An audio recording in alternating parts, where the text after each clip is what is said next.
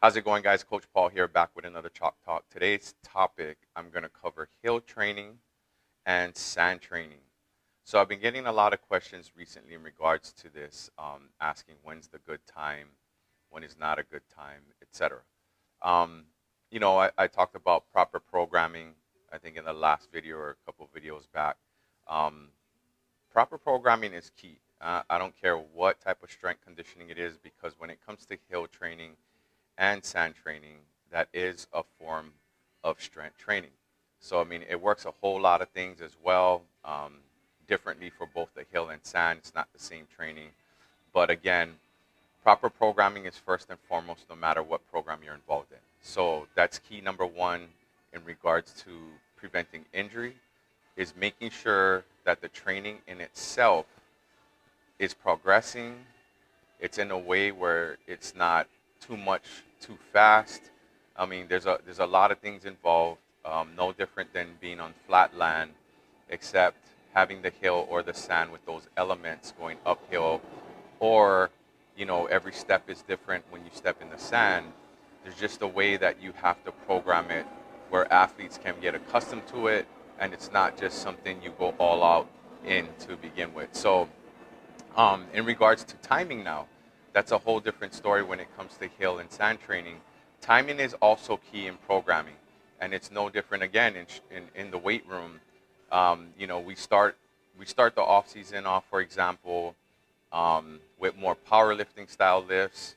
Once we get accustomed to their foundations again, and that's the key point, is actually we start with the mobility, making sure athletes may have 2 weeks off from their season and haven't moved around and played video games the whole time, sitting down, so their hips are tight, which means it can lead to injury if we go too fast, too quick, too fast. So we want to make sure we get the kinks out first, and then we get into a more powerlifting stage at the beginning, and then we transition more to athletic-based training as time goes on, and it progresses over time here in Phase One Sports for 7 to 8 months. We start here in November for off-season training, and it goes all the way through July.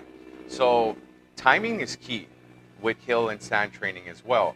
It's not something that you should do during in season. It's not hill and sand training. It's not you should do something while you're in season. It's not something you should do while you're having practices and you're getting ready for tournaments or whatnot. It's just not something you do because there's risk of injury. I've seen personally a team this past football season use the hill, and literally two athletes were put out for the season because of it. One rolled his ankle stepping in a pothole on the hill. The other buckled his knee and injured and out for the season, just because coach wanted to put them on the hill. That's not conducive for in season. So as far as I know, one of it was done as punishment, and the other one, was just conditioning at the end of practice. So it's not something that I would suggest. It's not something I would do personally. You're just setting yourself up for failure. You're going to lose players. You're going to get burnout. You're going to get all that good stuff. So there's so many different ways that you can do conditioning for your athletes, and there's so many ways you can do it per position as well. So again, hill training, sand training, we do it periodically. Like, I've been doing hill and sand training for the past almost 10 years now, from the start of Phase One in Hawaii. So over the 10 years, we figured out ways that we can make it better for athletes, you know, where it is progressive, the timing is right.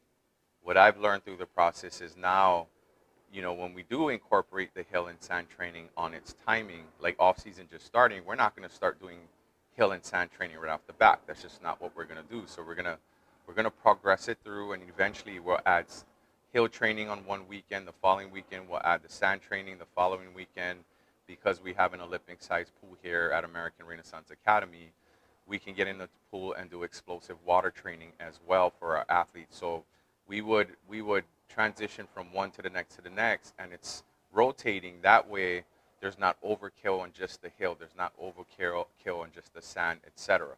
And I've talked about this before in my videos, where I learned this through personal experience when I was in college, and I ran the beach a lot because I just saw professional athletes running in the sand. So I figure, oh well, I didn't have a trainer. We didn't have trainers who knew better back then, and I just did what I saw, and eventually I pulled my hamstring, and I never fully recovered from that hamstring pull. I mean, it affected me, throughout the rest of my career, just not even knowing how to, bring it back stronger, etc. So today's a different age in that process of recouping, but we don't want to get you injured in general.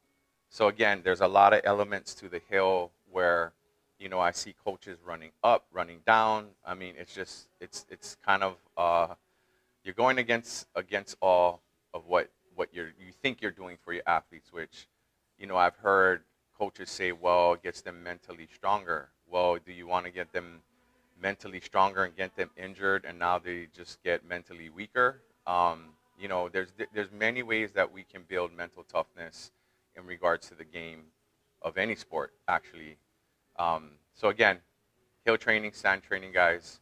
Proper programming is key in progression. You don't want to just go out there every day, or you don't even want to do hill training. We only do it once a week. So when you do it once a week, again, it has to be in a way where it's progressing, not just the same thing over and over, just killing them right off the bat.